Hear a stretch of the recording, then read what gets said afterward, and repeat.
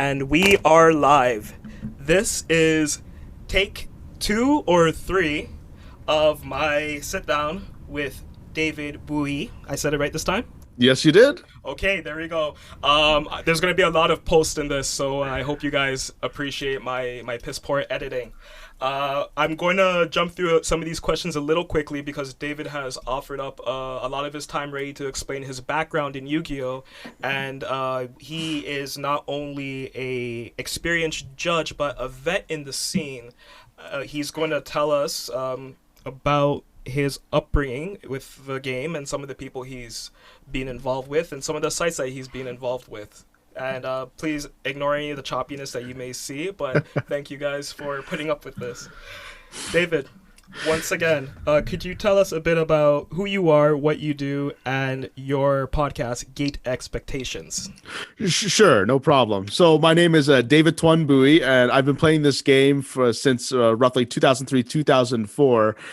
And I currently right now run a Yu-Gi-Oh podcast called the Gate Expectations podcast, where I have a weekly guest. They could be anyone. It could be like a big time player, either like a big content creator or a judge, any notable figure that's in Yu-Gi-Oh! I would have them on my podcast, and we would talk about the game itself and profile them as what they do as part of the game as well. It's supposed to be like a deep dive into that person and their involvement with the game. And you learn so much about when you listen to my podcast that you never thought you'd ever learn about that person. That's the whole point of it. It's having a personal conversation with somebody on my podcast about their relation to Yu-Gi-Oh! And how it's like affected them, what they do in their lives, et cetera. That's what my podcast is really about. And I did that because I actually have a background in journalism. I graduated from Trent University and Loyalist College simultaneously in a double major with the journalism and philosophy in May of 2019.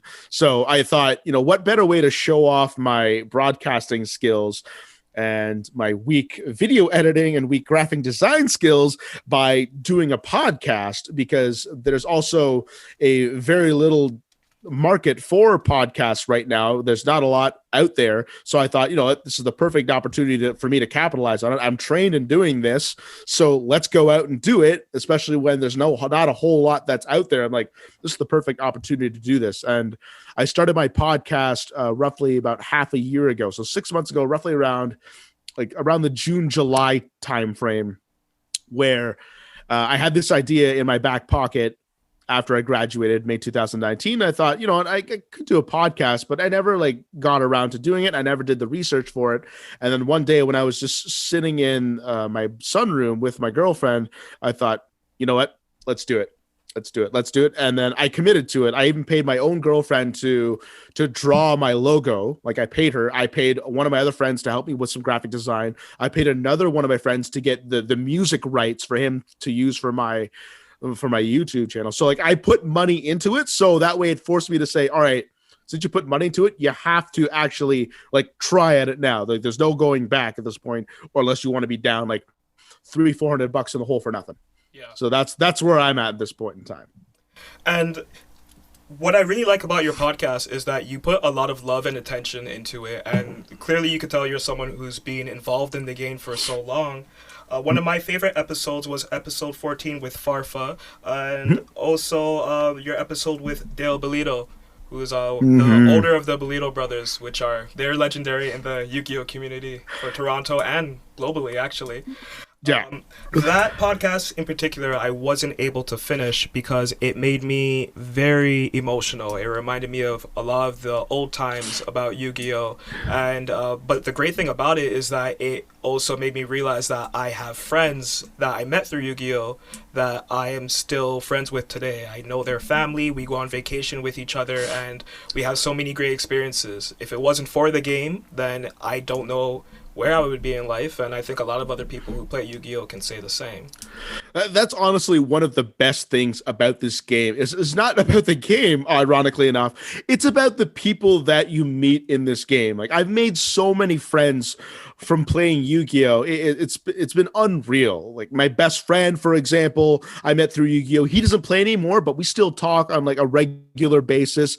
We go on annual trips to Los Angeles together because as a best friends trip. I've met my girlfriend because of Yu-Gi-Oh, and so many of my closest friends are from the game itself. Even if they don't play anymore, like we're still tight, and that's an amazing thing to have. Is when you can have a friendship with somebody like beyond this one little niche hobby that you just had together at one point in time, that you can extend it as far as a lifetime. Because I know that my best friend, whenever if and when I get married, he's going to be my best man, and like I've already had that solidified down because that's just the power of Yu-Gi-Oh in terms of like making friendships. And there's so many people that you meet, first of all, and then there's so many people that like don't play the game anymore, but who will also come to events, not even just to play. They might play like casually, but they're just there because they just want to see all their friends again. They just want to see all the whole gang again. And that's a very powerful thing in my mind, that you're just going to something that you don't care for anymore, but it's the people you still care about. And that's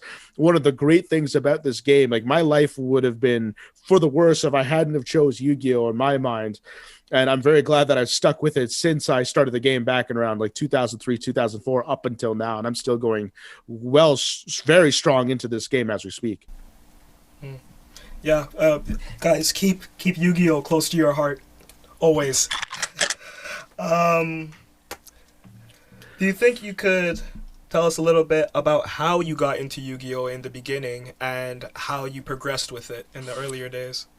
Sure. So it was summertime, and I already knew about the Yu-Gi-Oh anime, but I had never got the cards because I kept thinking of like Pokemon cards way back in the days when we were like in elementary school, where everyone had cards, but nobody knew how to play the game. And I didn't want to fall into that same thing again with Yu-Gi-Oh because I didn't know anybody that played. I didn't know there was a scene. I had no idea about anything. I just knew about it, and that's it.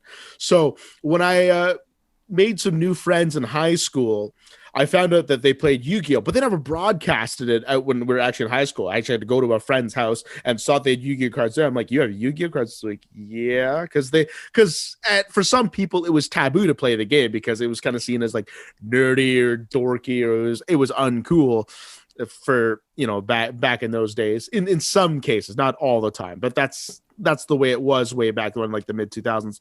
But when I saw it, I'm like, wait, you guys play Yu-Gi-Oh? I'm like, yeah. It's like there's tournaments that happen every week. And I said, okay, I'm immediately buying a starter deck tomorrow and I'm getting into the game. That's exactly how I started. And I started going to as many tournaments as I could. My parents wouldn't let me play a whole lot of tournaments when I was in school, so I had to wait until I was an adult before I could start playing a lot more often. But that's how it all started. And then like once I found out there's a scene, a lot of people were playing Yu-Gi-Oh, it was actually a thing. It's like, okay, I actually want to get into it now because this is what I love doing. But I never realized that I had actually something in my local area to play like actual cards with, and not just like collect cards and not actually play it, because that's not what I'm not a collector. I'm a player. That's what I like to do first and foremost. So when I found that, I'm like, I jumped on it, and I really haven't stopped since. That's awesome. Which starter deck did you get, by the way? Starter deck Joey, because I was after Yugi and Kaiba came out. They were the very first ones. I was in the game a little bit after that, and recently starter deck Joey and Pegasus were the ones that recently got released. So I thought I'm going to go with probably the newer ones because they're probably more like updated cards and whatnot in there. And of course, I always like Joey. Even though all his duels are like solely luck based, but I loved his character, so I went with the Joey deck, and that's how I got my start.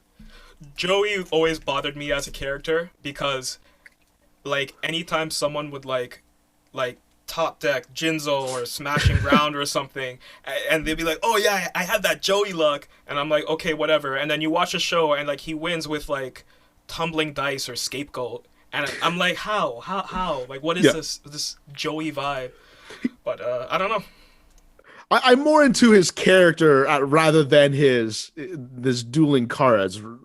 But I just love his personality, and I just love, like, he's one of the guys that just like me, where it's really fun to make fun of him and like tease him and ridicule him Yeah. because the reactions are priceless and it's just so easy. So that's kind of I kind of relate to Joey in that sense. I'm not going to say the same thing with cards because I think I traditionally have bad luck. So I like to play cards and decks that don't require a lot of luck. Not to say that there's no luck there existing in Yu-Gi-Oh because it's a card game. There's going to be luck in it, of course, but I like to stray away from that. I just love Joey for his personality, and that's all. Okay. Yeah. Nah, he's cool. He was a bright spot in the anime for me too. I really like this He was. character. Um, do you think you can tell us a bit about your tournament experiences? What card shops did you play at coming up, and what regionals and nationals did you attend? And have you even traveled to play Yu-Gi-Oh? Sure. I live in Peterborough, Ontario, which is 90 minutes northeast of Toronto. It's not too far. And I started out at a card shop that was called Jeff's Cards and Comics, and that was like the shop that stayed in Peterborough for years and years and years. And it wasn't until about roughly 5 years ago where they sold the shop to another person, and now it's called Grey Guardian Games. And there have been like two shops in between that I have had some involvement with. And then nowadays, another shop just opened up about 3.5 years ago. It's called Dueling Grounds. I also work at it part-time on top of my journalism. It was a shop that was originally in Toronto for about, I think, 13 or 17 years, something like that, a long time, over a decade at least for sure. And then moved to Peterborough because the owner wanted to start a family with his wife and start a baby, and they didn't want to do it in Toronto. So that's how that came about there. And I got that job when I was in the middle of getting my university and college degree. So, and I still work there today because strangely enough, it fits into my schedule right now of my journalism work, my broadcasting work, and I still have some time to fit with my social life. So it's a nice, perfect balance for me and myself to work to do everything that I'm doing right now. As far as going out of Peterborough for regionals, as you mentioned, I've traveled all over like Eastern, Southern Ontario, such as like Niagara Falls, London, Toronto, Mississauga. I've gone all in those areas. And I've also gone into like Eastern Ontario and like Western Quebec. So I've gone to like Ottawa, Gatineau, Montreal. I think I went to Laval for one regional. So I've been all over like Ontario and Quebec, and I don't think there are any regionals in Northern Ontario, so I don't have to go as far as Thunder Bay or anything like that. So I've gone like really far for regionals, which are one-day events, and then to go even further than that, there's something called Shonen Jump Championships, now called Yu-Gi-Oh! Championship Series, which are held in like all over the world. But I've gone to a lot in all the ones that happen in Canada, and a lot of ones that happen in northern United States. So I've gone to Chicago, Indianapolis, Pittsburgh, Columbus, like cities like that are roughly within an 8 to 10 hour drive. If it's within 10 hours, I'll make the drive, and I don't have a problem with that. And I love going to those events because it's not only you're going to just go play something that you love, you also get to experience like a new city. And one of my things that I love to do when I go experience a new city is try out the local cuisine. Like, what are they known for? Like, for example, like Philadelphia, I'm a big fan of Philly cheesesteaks. It's my favorite sandwich of all time.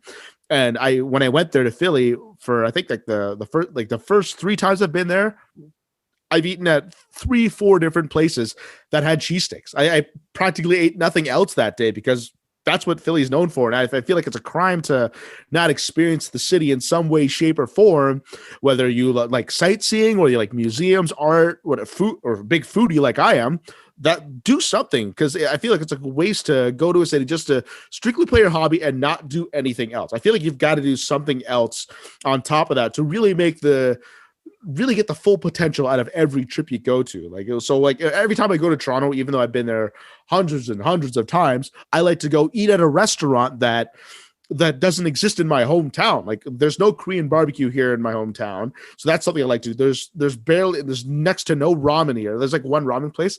It's pedestrian. It's okay. I'd rather go eat like ramen in like Toronto or something like that. And then if I really want to ball out, like maybe I'd go eat like a Japanese barbecue or like a really good sushi restaurant in Toronto, because, you don't really have that kind of quality here in my hometown, which is a population of less than 90,000. So, just making the most of every single trip that you go out of it. That's what I like to do. And for those Yu-Gi-Oh! Championship Series, it's the 3-day events. The Friday is like pre-registered event and side events. So you don't really have to be there, but I like to be there just to pre-register and then take the day out and, you know, enjoy the town in whatever way I want. Like I'm going to go to a restaurant. Maybe I might do a little sightseeing. I'm a big sports fan as well. I love football. So if the team has a football team, maybe I like to go visit the stadium, just take a picture of myself outside the stadium, just take a look around it. Cause that's what I love doing. Those are my interests. And, you know, I gotta take the most of my opportunity that I'm granted. Like I'm not going to go to Philadelphia and maybe not like go see like the Rocky statue that might be there, maybe go and make it a cheesesteak. You know, it's just those kind of things that, you know, you want to take advantage of when you have that opportunity, because you may not have that opportunity again, or for a while, considering, you know, the kind of state that the world is in right now with the COVID-19 pandemic. We don't have any opportunity right now to travel out to events. So being able to capitalize on every single thing that you can do, I mean, that's it. It's just night and day for me right there to do that. That's one of the great things about Yu-Gi-Oh! And other card games that I think some people haven't necessarily realized or never got the chance to experience, is that it can take you places, and then it gives you the opportunity to really see like what else is out there. You can meet friends in, like you said, Chicago or Florida, overseas, Germany, Japan, wherever you end up playing, and those not only can be lifelong experiences, but they can also be times when you can try cuisine that you may never do. And doing this in between your matches and stuff, it just makes it for an all-around better experience. It really is. And it's been a common theme on my podcast with all the guests I talk to about when it comes to travel, because everyone wants to do something outside of the Yu-Gi-Oh event that they originally intended to go to for it. So, you know, like food is definitely like one of the biggest things that they love to do.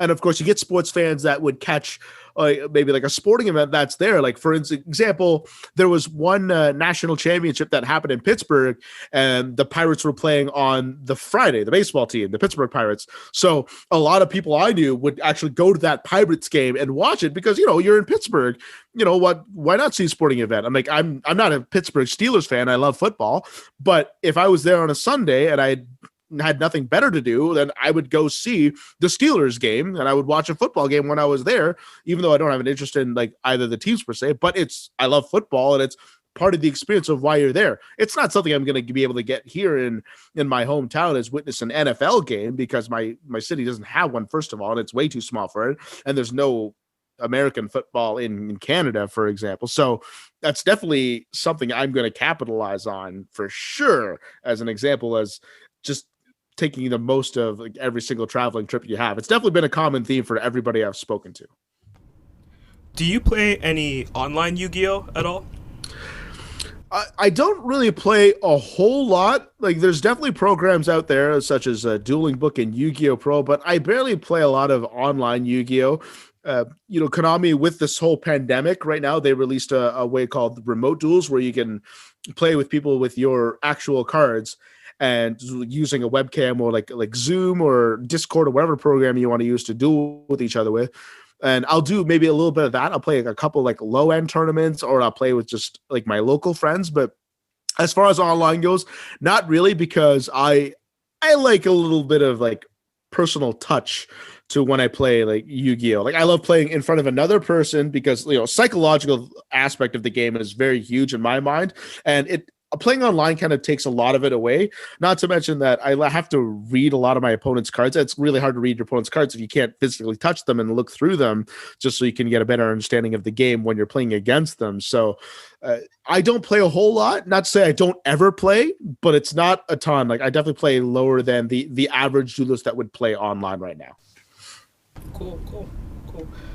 Yeah, something I've always liked about playing card games in person is that you can do like the whole aggressive shuffling thing, or like you can hold your cards in your hand a certain way to make it look like you don't have like really bad cards that can't counter what your opponent's going to do. Oh, it's funny the Yu-Gi-Oh tendencies that you have that carry over into real life. Like for example, like as you mentioned, like the whole like card shuffling thing is like kind of taking that. So even if I play like a regular board game or like playing cards that have cards, you know, that have cards in your hand, like I would just do this, and you know, my friends who don't play Yu-Gi-Oh, they'd be like, Dave, what are you doing? I'm like, oh, sorry, this is just like a Yu-Gi-Oh tendency I do. I just like shuffle cards. It's like sometimes I'm just a little antsy, or I'm just waiting for my turn to go. Because when you play Yu-Gi-Oh, sometimes you're sitting there for 5 minutes, 10 minutes, just waiting for your opponent to do one turn.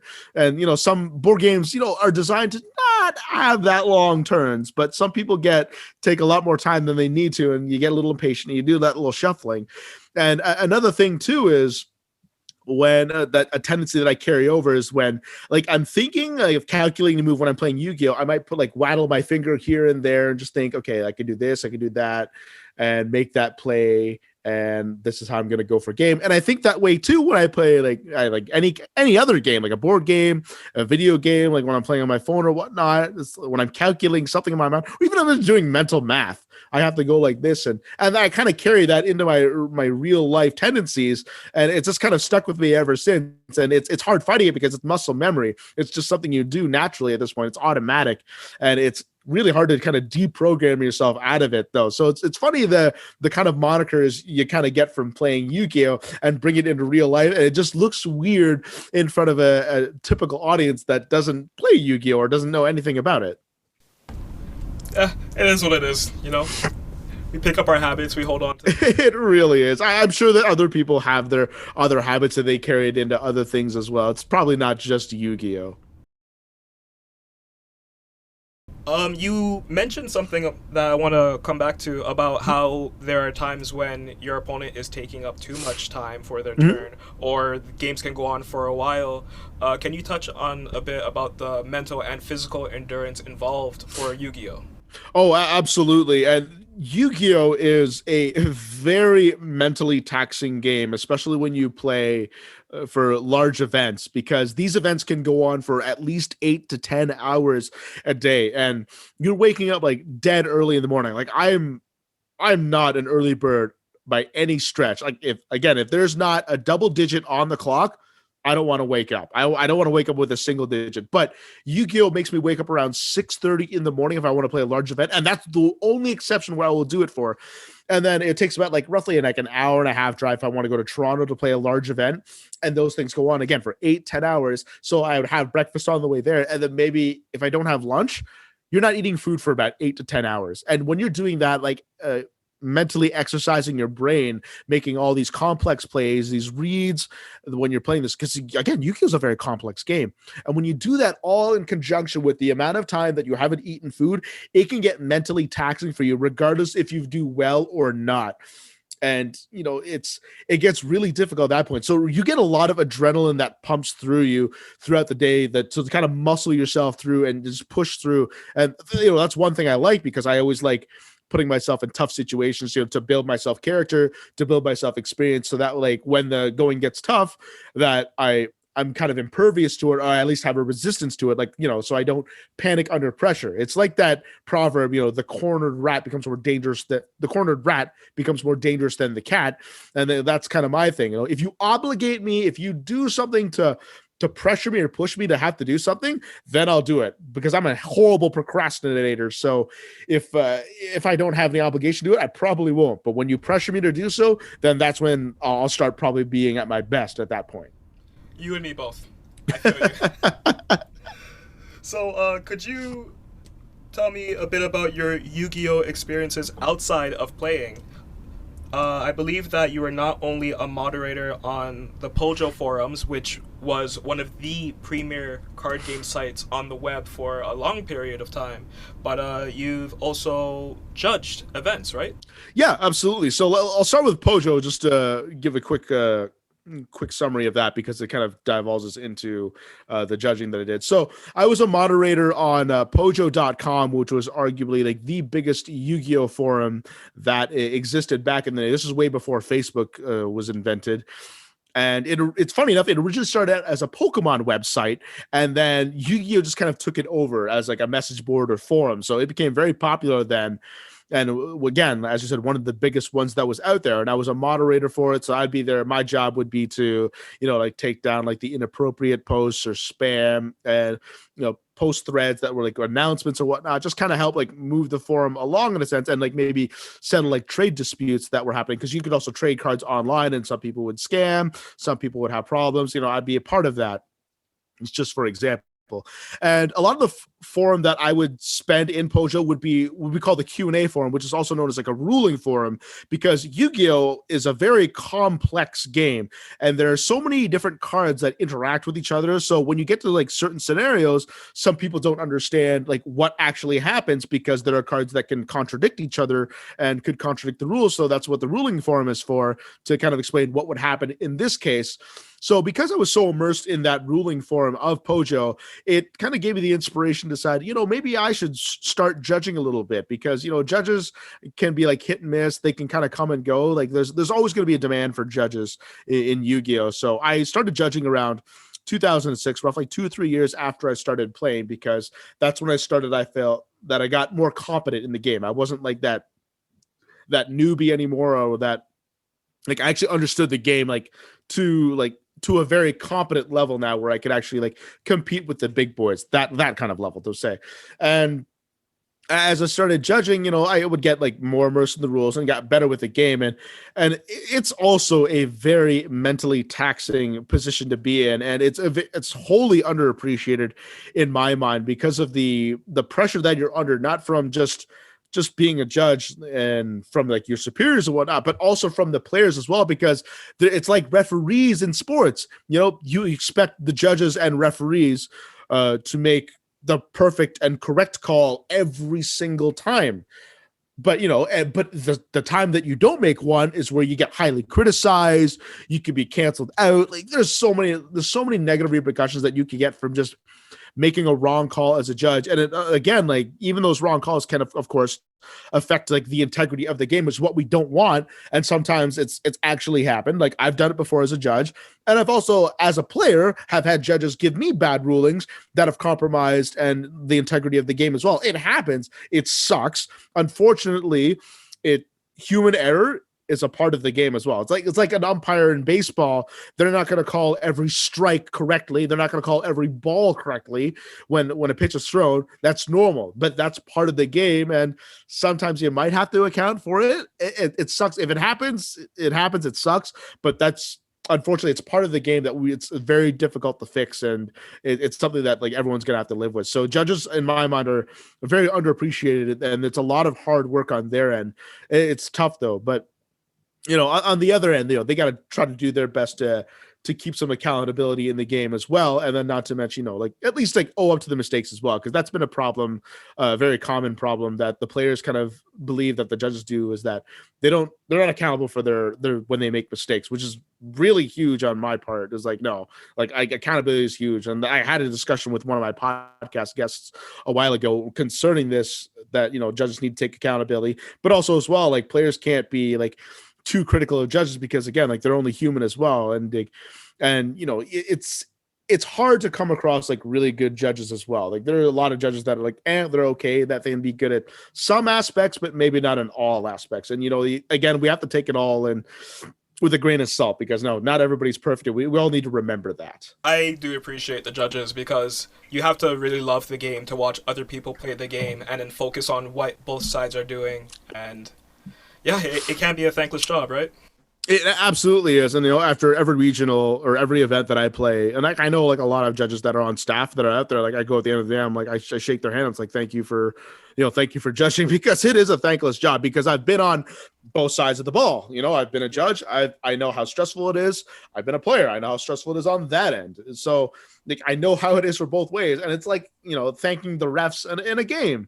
You thank them, because they're taking time out of their day. It's tough on them. There's a lot of pressure on them. And of course, they're making a mistake on like an international stage, as opposed to us just making a mistake on like a regional stage. That's it. So there's a ton of magnitude difference between the two, but the contrasts are still relatively the same, in the sense that, it's a bit of a thankless job. I always thank the judges after their hard work, because without them, we wouldn't have the event to begin with. And like, that's less of a Yu-Gi-Oh experience I wouldn't be able to have. So I definitely thank them for sure at the end of every event. It's true. Be kind to your judges, okay? And like, I still don't understand priority. So when I have to judge, can I do this? It's changed throughout the years. It's been crazy. I haven't touched up on like rulings as much as I did today. as I used to way back when. I'm still on top of it here and there, but I wouldn't call myself like one of the top guys anymore, as opposed to before. I could possibly say that. Yeah. I couldn't say it now in this case. Oh, that's okay. So, are you still friends, or do you keep up with players and judges from the scene? Yeah, absolutely, I do. Because again, as I mentioned before, a lot of my closest friends right now have stemmed from Yu-Gi-Oh. For example, like my best friend doesn't play anymore, but we always go on an annual trip together to Los Angeles, and we always like talk together. We always have meals together, and we maintain a friendship since we started in 2008. So we've been best friends for going on 13 years now. I met my girlfriend through Yu-Gi-Oh because I met her at my work, and and like even to this day, like a lot of friends that I have now like are from Yu-Gi-Oh who don't play anymore, but I still talk to them all the time. I've been to one of my friends' weddings, who doesn't play as much. He still plays, but because he has like a child, he has a family, he's got a wife. It's a little harder for him to maintain himself in the game. But he invited me to his wedding, for example. So yes, there's a lot of friends that I have right now that like whether they're in or out of the game, like I'm still very close with. And like, again, I always said it before, it's a fantastic thing that Yu-Gi-Oh can bring people together, and absolutely I wouldn't trade it for the world. So yeah. And then of course there's like my set of friends that I would have now, like my local scene and like all over, that still play Yu-Gi-Oh, and I would talk to them both on like a personal level and a Yu-Gi-Oh level. So yeah, so yes to both. Like I have friends both in and outside of the game of Yu-Gi-Oh that like were initially started from the game.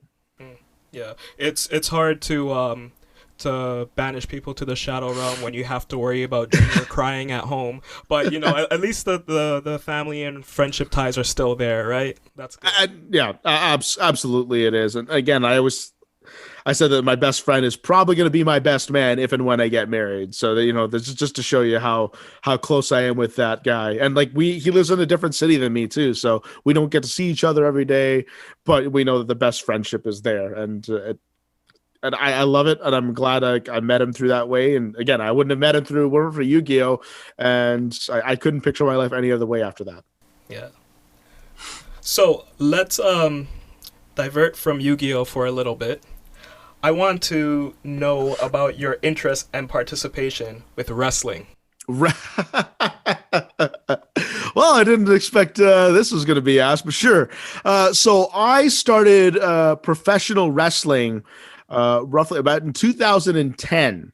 So what happened was that I always had an interest in wrestling. I loved watching wrestling when I was a kid, when I was growing up. It's strangely enough, I haven't watched a lot of wrestling now. It's way too different for me to kind of enjoy. Yeah, same. But I started back in 2010 because there was a professional wrestler his stage name was Val Venus, and he lived in a very small township that was about roughly half an hour north of my hometown. So he was pretty much a local in the sense, and he held a wrestling camp in my hometown just for people who wanted to get themselves in the business, or like at least like try it out, get their feet wet, in other words, the best way to put it. And of course, like being a kid who like grew up loving wrestling, who obviously wrestled with like his friends or other people, like growing up, like either on the bed or the backyard, people have done it despite the disclaimers that they tell you on television. Everyone's done it. Oh, yeah. So we've all broken bones and sprained ankles wrestling. Yeah, we all have in some way, shape, or form.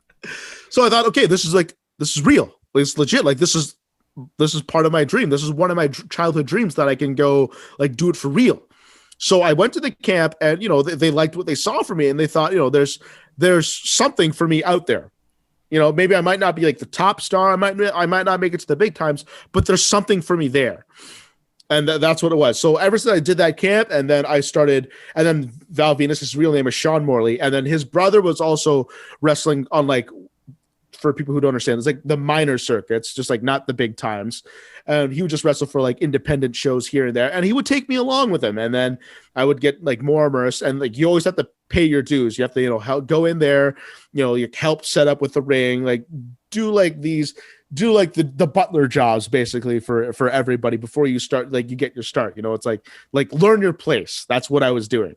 Yep. And then eventually, like, after a while, like I would finally get a chance. Like I started off as a manager. I would just be there to like kind of like assist the wrestlers like out the ring. I would still perform, but I wouldn't be like actively wrestling, but I would be involved in the match in some way, shape, or form. And it started taking off from there, and I would start like wrestling like more and more and more because it's a passion of mine. It's what I love doing. And, you train as you keep going along with this and you get better and better and better. It's like honing any other craft that you would do in real life. The more you practice at it, the better you're going to get at it. And wrestling like takes practice. Yep. It's just one way to get better. It's just remembering things, working at it, getting better. That's just normal what it is. And I've been doing that now for about going on 11 years. Like this July 30th would be my 11th year in the business now. But I haven't been wrestling as much just because I put it on the back burner because like the last 5 years I was in school, and like I've graduated since, and just we're focusing on my career and my podcast a little bit more. So I haven't been wrestling as much. But during like the peak times of it, I would wrestle at least like a couple times a month, go out and travel a bunch, and I'd be friends with a lot of the wrestlers, even to this day. Even though I haven't wrestled as much as I would like to, I'm still like very close with, and I still talk every day, but like every other day at least, like enough in like regular contact to know what's up with them and whatnot. So the wrestling business is a funny business in it because it's like a traveling freak show, as some people might perceive it to be, because that's kind of like the style of what it is. It's like it's a traveling road show is what wrestling is. And you get people of like all different sorts that are in there, and like wrestling's got a little bit more inclusive now that you don't have to be like this buff macho man or Hulk Hogan to be in the wrestling business. Like for example, when you look at me, I have body fat on me clearly, but I also have some muscle on me as well. And like my wrestling style is like I'm very agile as well. Like I can like flip through the air and whatnot. So I can like go off the top rope. I can kind of fly through the air. So I can be that quick little nuisance guy instead of that giant strongman guy. So at least there's a little bit of diversity in like the styles of wrestling that you can do. And there's a place for a lot of people, but again, remember, wrestling's not for everybody because it's not an easy thing to learn. It's not an easy thing to get into. So, and like, if you want to like get into it, like you can't do it casually. Your heart and soul has to be into it. And that's just kind of one of the reasons why I haven't been as successful as everyone else, is because I haven't divulged as much time as I could into wrestling as everyone else is. Like I'm not hitting the gym like five days a week, where a lot of the top wrestlers right now, even on the independent circuit and like the minor leagues, they have like amazing bodies. I'm not going to call my body amazing, but my body's like okay. Like I'm definitely developing a bit of a chub, but that's just what wrestling is. And again, like even if I don't wrestle another match for the rest of my life, again, that's something I wouldn't have traded, because that was my childhood dream, and I got to live it for a decade of my life, and I had so much fun doing it. And again, like, and I sometimes have to consider like the health and safety of myself too, because I've been injured in the ring before, and as is pretty much everyone else's. And I've got, my knees are like not the greatest. They've taken a bit of a beating here and there. Thankfully, no ACL tears, but it's just stuff like that. It's like it can take a toll on you, and sometimes like people can decide, when it's time to hang them up, or when it's time to like at least take it easy and like take it down a notch a little bit. And that's where I'm at right now. I'm just I'm at like it's at my down point. Like if people ask me if do you still want to wrestle? Do you still want to be on shows? I'll be like, absolutely. But I'm not making like the effort to like try to go out there and try to get myself booked. I'm not pushing myself anymore to do that. So that's where I'm at in my wrestling point. But like during my peak, like I would try to push hard to like get on shows and like bust my butt just to get on whatever show that I could and work, because it was just something I loved. It's something I would love to keep doing for as long as I can. But at this point in the game now, I'm definitely past my physical prime at this point. So like, I'm just not trying to make that as a full excuse, but it's definitely a little bit harder now, especially with like the rise of like a lot of younger talent that's out there now, because like I think like the younger generations now are more physically gifted than I've ever seen like than past generations right now, just because like the advances we've made in like in food, like technology and nutrition and whatnot, just because like we have all this knowledge, like it's so much easier now for the younger generations to be a lot more fit, a lot more healthy, and for not to mention how much like focus we put on sports in North America. It's absolutely amazing. Wow, like the physical specimens you see, it's like, and you see this in sports too. Like for example, in like football, you just want these big tough men, and now you have like men of like every different kinds of sizes. Like you can even get like short guys like me that can go out there and play football in like certain positions. And we're seeing like some positions that were meant for like bulkier men, like tight ends, that now they become like incredibly athletic as well. On top of their bulk, like the game's got a lot faster. And again, that just kind of goes back to my argument of saying that, the younger generations right now, like they're faster, they're more talented, they're stronger than like we've ever seen like younger generations before. So past generations before, just because of like the advances we've made in it. So that's just an example of it. And now, like if you put me in a high school football game right now, I think I'd be slaughtered because of the cardio that they have, as opposed to the cardio that I no longer have, because they're still in their peak physical prime. They still haven't reached it yet, where I'm well past my prime at 33 years old. It's very peculiar too, because across the board, every single sport, you look at these 18, 19-year-olds that they have bodies that I didn't see when I was in high school, when I was in college. Mm-hmm. You're seeing people perform and like break records. And in sports, the rules do change sometimes. Sometimes it allows for a faster, more visually appealing product. But it's crazy. These kids, like the sports medicine they have, they recover quickly. Something I realized, they don't do cast anymore. I remember growing up, everyone would like to sign someone, whoever, if they broke their arm or their leg, you'd sign their cast. Casts still do exist, but a lot of the times it's like a boot. They'll put you in a walking boot, or they'll put you in like a suspended brace. And it's crazy. It's incredible, all the advances, and they're happening so fast. By 2030, I don't even know what sports is going to look like. But, well, what do you know? Yeah, that's definitely something that you like really have to think about too. Is like, because again, like people are recovering a lot faster than what they can because of the advances you make in technology and science. Again, like I don't see casts a lot more. Like I see a lot more like it's like slings, braces, and whatnot. And even I know like a lot of people with like bad knees and whatnot that are still wearing braces. I think they still have like equipment to keep themselves safe. Yeah. So it's amazing again that we've seen that kind of go through in like recovery process, and then not to mention like because of that, it changes the way sports are. Like for example, my favorite hockey team is the Los Angeles Kings, and when they won their Stanley Cups, they were known for like their brute force, their power, and that's what they were known for. But ever since then, the game of hockey has transitioned more to speed because every player now has speed. And it's been incredible for the game because now it's a lot more fast paced, but they're still maintaining like the brute strength that they have. But because like the LA Kings were considered like a little too slow now at that point, it's like that's why they were starting to get beat after they won Stanley Cups, because they were just, their method didn't work anymore. Like they didn't adapt. And that's the thing, because we're seeing this new younger generation getting faster and getting better now. So, and that's what LA was. LA was a lot of old veterans. So it's definitely changed the game. And then the same way you see that in football too. A lot of people are powerful, but now a lot of people are very fast along with that power. So when you combine speed and power, it beats just raw natural power itself. And that's what we're seeing right now with the younger generations, and why we're seeing like the evolution of sports go in a much more faster direction, because everyone is getting faster, not just stronger, but faster as well, which is why like you're seeing like hockey become a lot faster and football become a lot faster, for example.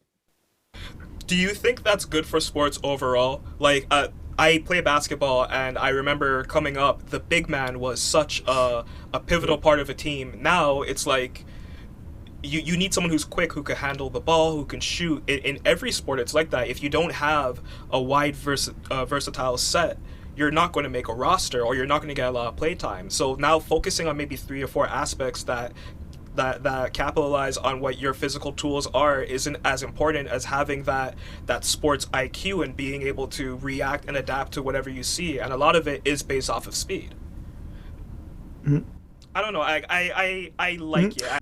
I'm on either or, because again, it's really dependent on like how the sport moves and how it progresses. Because I know like we can make rule changes and whatnot to kind of like make the game go like it would make the game go faster or maybe go slower. But really, like all I care about is so that we get like the basic premise of what the sport is. Like, for example, when we're in football, the whole object is to push your will against another man's will. You got to tackle the ball carrier. That's what you want to do.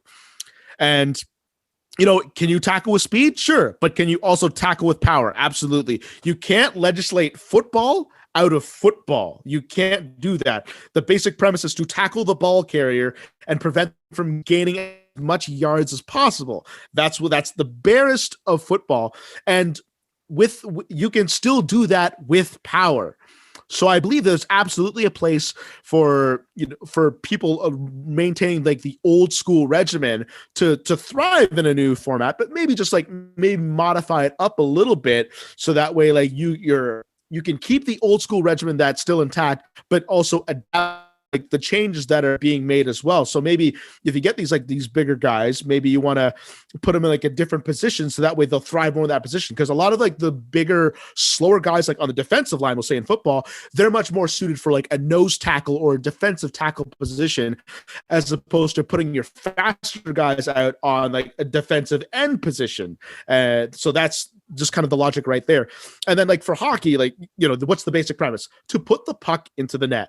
And like, how can you do that? Like you can do it with speed, but you can do it with power. Like there's still people out there that are grinders in Yu-Gi-Oh, that are power forwards in hockey, because like what's one way that you can knock somebody off the puck? You can hit them. And sometimes speed, you can't always use speed. Sometimes you're against the boards and you can get hit hard. That happens. Sometimes power can beat speed, not all the time, but there are some ways where like power can still be like a benefactor of the game itself. So that's something you definitely want to keep in there. And going back to football one more time, there's a position called the fullback, and that's the first running back that goes behind the quarterback, but typically they're meant in there to block. A lot of football right now is a lot of teams are kind of phasing out that position, not using a fullback, or they'll replace it with a tight end. So they don't have a designated like person to actually be a fullback. But there are some teams that still utilize it, and they have a much better game in running the ball as opposed to passing. Or, they like to use it as maybe like use that fullback as a bit of a wild card, because they can also receive the ball. They can also run the ball. And there are a lot of teams that still have a lot of success with a fullback. Like, for example, even though I hate them a lot, the New England Patriots, they always have a fullback on it, a designated fullback, and they do quite well in the running game. So there's a place for everyone. We might see like it diminish, but I'm not going to say that they're out of place completely. There's still a place for people who are pure power and no speed. There's just certain roles that are specifically designated for them in this case. I see. Let's get back to Yu-Gi-Oh a little bit. I have a couple more questions for you. Yeah, absolutely. So I assume you watched the anime. Who would you say were your favorite characters from the anime? From the as I said before, because not to mention he's the big comic relief guy as well. And that's the kind of person that I like to be. I like to be a bit of a goofball when it's appropriate to be a goofball. I love being the goofball. I love being the jokester, but I can also be serious when like the situation like comes to it, like Joey does whenever he was like fighting for his sister, to get the surgery to not become blind, like one of that the kind of best storylines. So Joey Wheeler is definitely one of them. Sorry, I had to say it was so dramatic. Like even me as like a 7-year-old, I'm like, wow, this is pretty heavy. You need to win that $3 million, Joey. You need to get your sister's eyesight back. Yeah, got to get that eyesight back. I love that storyline, and it showed like both sides of what Joey is. Like you can see like the comedy part of it, which I love, but then when it comes time to being serious, he can be serious, maybe crack a joke here and there, which is what I don't mind. I don't mind some light humor in some serious situations. So got that balance right is where I love Joey so much. And again, especially when his duels too, again, his reactions that when, things don't go his way, it's very comical. And like, I love watching comedies when I watch TV. I love to laugh. And that's like my kind of style. So Joey Wheeler is definitely up there. And probably another character I like. Sorry, not Yusei. Jaden from Yu-Gi-Oh! GX, because again, he kind of has the same personality. He's that funny guy. He's just maybe not quite as smart, but it's funny. He's like an idiot savant. He's dumb in real life. You put him in a dueling scene, he's still a little bit dense here and there, but he's actually incredibly intelligent in the game when he's playing it, and that's it's so funny. It's mesmerizing. But again, it shares that same personality, that positive, fun personality. And but like when again like it comes time to throw down, we can throw down. Like so, like don't underestimate the Joker. Pretty much is what I want to call those guys. They're the Jokers, and what are Jokers in poker? They fit in any hand. They fit in any hand. That's what they're useful in any hand. So that's what they are in a sense, that they're jokers. Don't count them out. Don't underestimate them. And that's what I love about Joey and Yusei. Plus, again, they're underdogs as well. And I'd like to consider myself a bit of an underdog, considering growing up when I was a kid, I was always like one of the shortest people in the class. I was the smallest. So I always had something to prove. I had that kind of mentality growing up. So I like that underdog mentality that I have. And it's funny now that like I'm, not to toot my own horn, I'm one of like the top players in my region, and it's like now I've grown I'm old enough to see myself grow into the villain, in the sense now that I've become like I'm no longer the underdog per se. That's awesome. Oh well. Okay, so what were your favorite decks to play? Competitive or janky or techie? It doesn't matter. Please don't say chaos. No, definitely one of my favorite decks called ET for Diamond Dude Turbo. Okay, And yeah. just to quickly go over the premise of that deck, the whole premise of the deck was just to basically like put a ton of spells in your graveyard or abuse it with Diamond Dude. Diamond Dude would basically like, you look at the top card of your deck. If it's a normal spell, you get to activate it next turn, and without like any activation requirements. So I could let's say there's like a card that requires me to pay 2,000 life points. If I flip that card off the top of the deck with Diamond Dude, I don't have to pay that, and I could just get the free effect of it. And that's what the whole deck was, and it was meant to like kill your opponent in roughly like one turn or maybe 2 turns. That's what the whole deck was. It was so much speed, but it was so calculating, and you had to adjust yourself on the fly so hard that no play was linear. You could take so many different paths in order to win your matches, and that was also the very first deck I won my first regional with. So, and that deck was written off at that point. It wasn't considered the best deck anymore, but I took it to the event and I won. I was the only player running that deck in that regional, and I won it all. So, and that kind of started a little bit of my stardom, and I use that in quotations. That kind of helped me a little bit because it got me more noticed, in a sense. Like, people kind of knew me for a personality, but people didn't know me then for my dueling skills. So ever since that regional, I got taken a little bit more seriously at that point in time. And then I started topping more and more regionals and more events. And then I just got better and better and better. And then people regard me now as like, okay, he's actually a pretty good player now. Like, we can't laugh at him and take him lightly anymore. That kind of thing. So Diamond Dude Turbo definitely is one of my favorite decks that I've had. And just trying to think of another favorite deck. I would probably go with what we call a Teledad format. So which was consisting of like Emergency Teleport and Dark Arm Dragon, because I always thought that I always like playing the decks where the better player wins almost all the time. That's what I love, because that deck was a great measure of, if you win, you pretty much earned it, especially in the mirror match. You earn those wins. You're not lucking your way out of winning those. You won it because you actually put forth the effort and like you outplayed your opponent to be able to win those games. Now, of course, there's the luck factor that's still involved, where sometimes like the lesser player can win, but almost always it was the better player won. And it was such a great chess match going back and forth with players with that deck. And that's why I regard it as like one of the best decks, because again, like I always love the better player one format. I love those kind of decks. I love those formats. And I don't think that really exists anymore in current Yu-Gi-Oh right now because of it.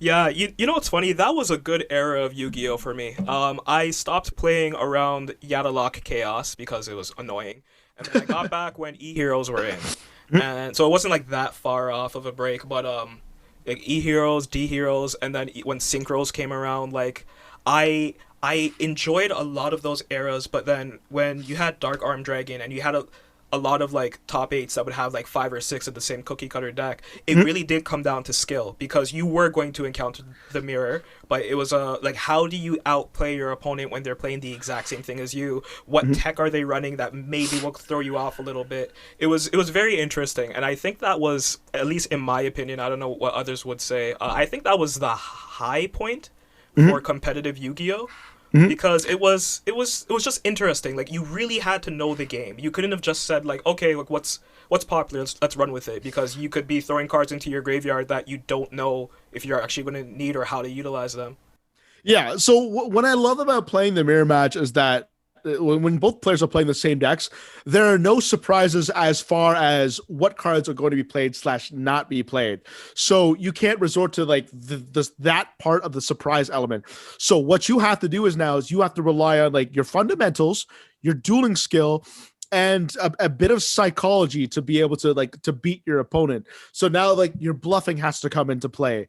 Your fake tells have to come into play here now. You have to like really like get your opponent like in a corner now, like mentally and psychologically to be able to take them down at this point, because you're already running the same deck. So it's not a matter of whose deck is better, it's who plays the cards better and who adapts to the situation better in that sense. And again, it A draws chess down to, mentality. yeah, it's a chess mentality, it's experience. Because again, like when you play chess, both players are on an even keel. The only difference is that maybe the queens are positioned just because of the color. Queens always on the color, so they're positioned a little bit differently on the board.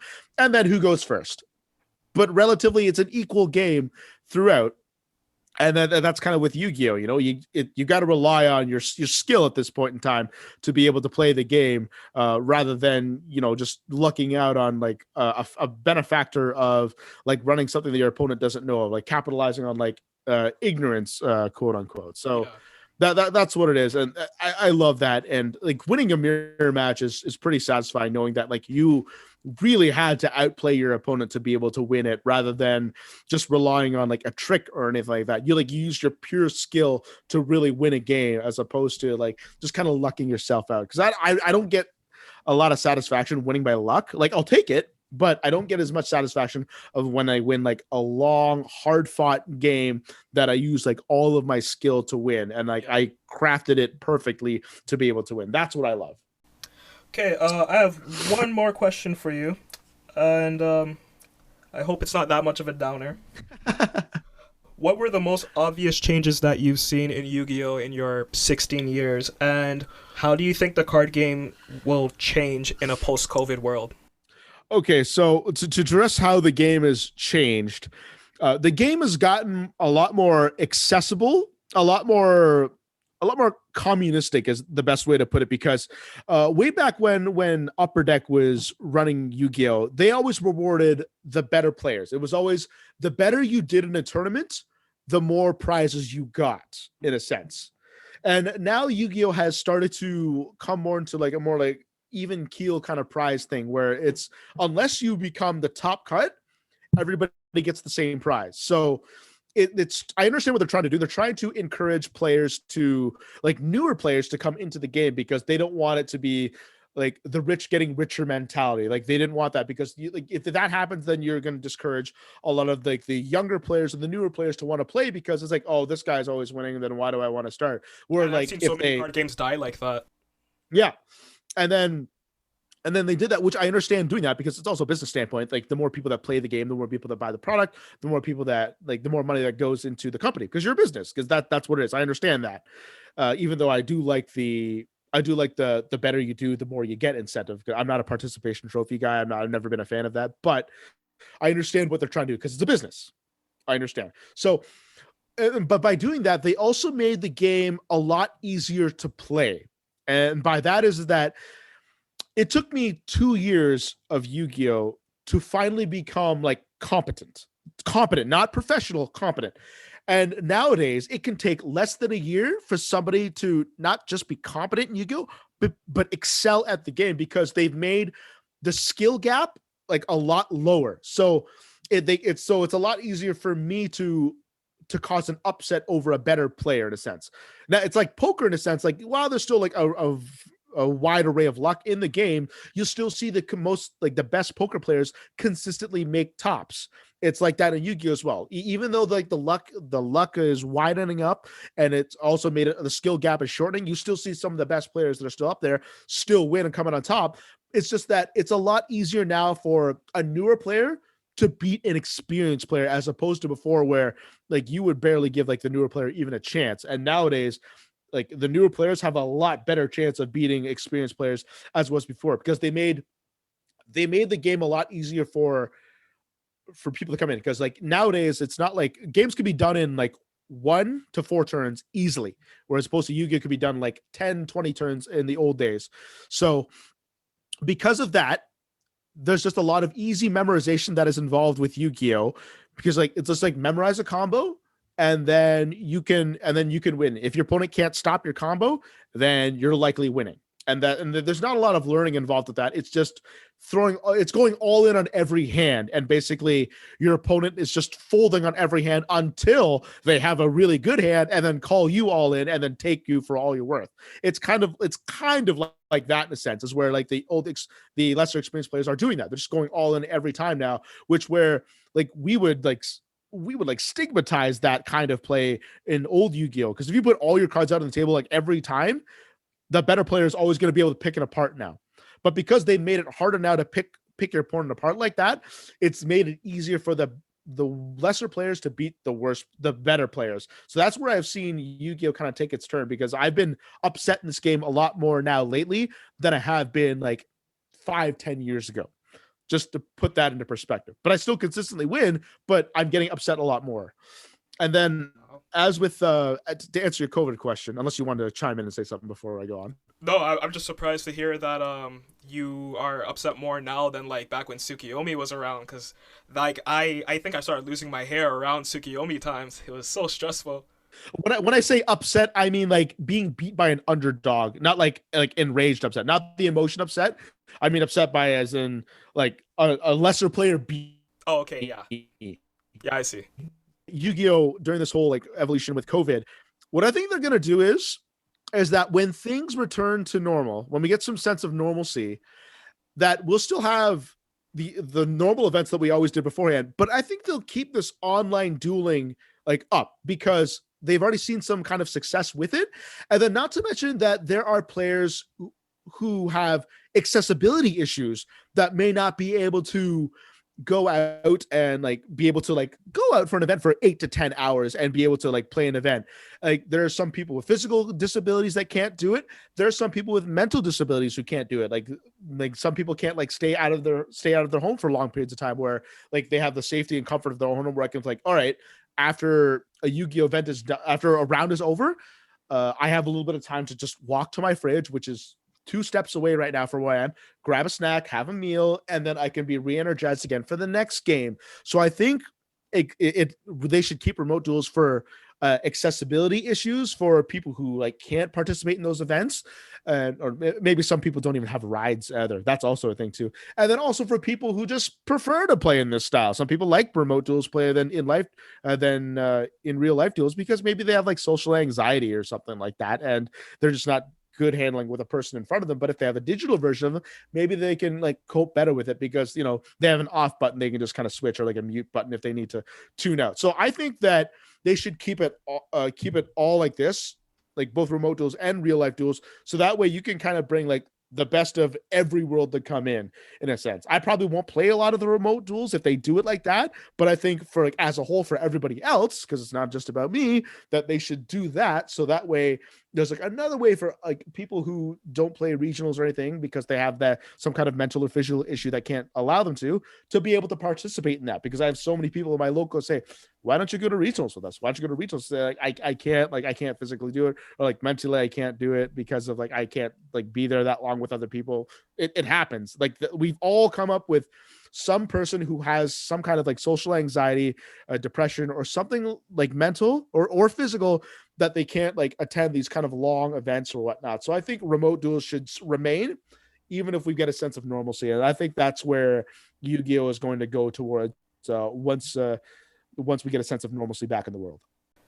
David, thank you so much for your time. I really appreciate your insight on Yu-Gi-Oh and sports and just card games in general. It was A little rocky in the beginning, but you were able to you kept us afloat. Like, that's all I can say. As a professional journalist and broadcaster who's experienced that many a time on my end, I understand how it feels on your end. So I get it. No worries. There have been times where I've had my machine like corrupt on me, and then I've had to go again and ask for the interview one more time. It's happened before. So like, from someone who's done that on a professional standpoint, I empathize with you and I completely understand. And it was a pleasure for you to bring me on. I really appreciate it. And I really enjoyed this conversation.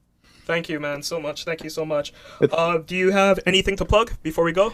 Yeah, absolutely. So, of course, I'm going to plug my own podcast, which is called the Gate Expectations Podcast, that you can find on YouTube, Spotify, on my Patreon, and Apple Podcasts. It's on there. You'll find it under my username on YouTube on gateguardian44.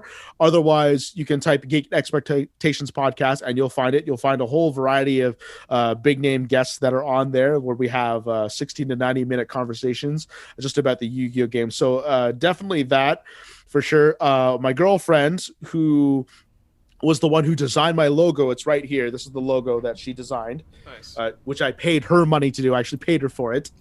And she's the one who designed the logo, and she supported me a whole bunch throughout doing all this. So definitely her. Shout out to my best friend, Kevin Chan, who has been a wonderful human being, even though our relation doesn't reflect it. We're always jerks to each other. But like under closed doors, like we're like really good to each other, like deep down. That's how it is. And a shout out to my friend Danny Tripodi and Game Shell, because they were the ones who designed my graphics for all the videos that you see, because I'm terrible at graphic design. That's what we did. And my friend Josh Cook, also known as the Architect, he was the one that provided me the music for my podcast as well. So a special thanks and shout out to all of them. And again, the podcast wouldn't have happened without them. And this is a project that I've been going on for 6 months. I'm really proud of it so far. And I'm hoping to do like really big things with it and take off right now. I'm still like meddling in the middle right now as forms of popularity. Like my name could still be out there, but it's gradually building, and I'm glad to see the growth that it's had. And I hope you get the same kind of growth that I have, or even better as you move forward with this.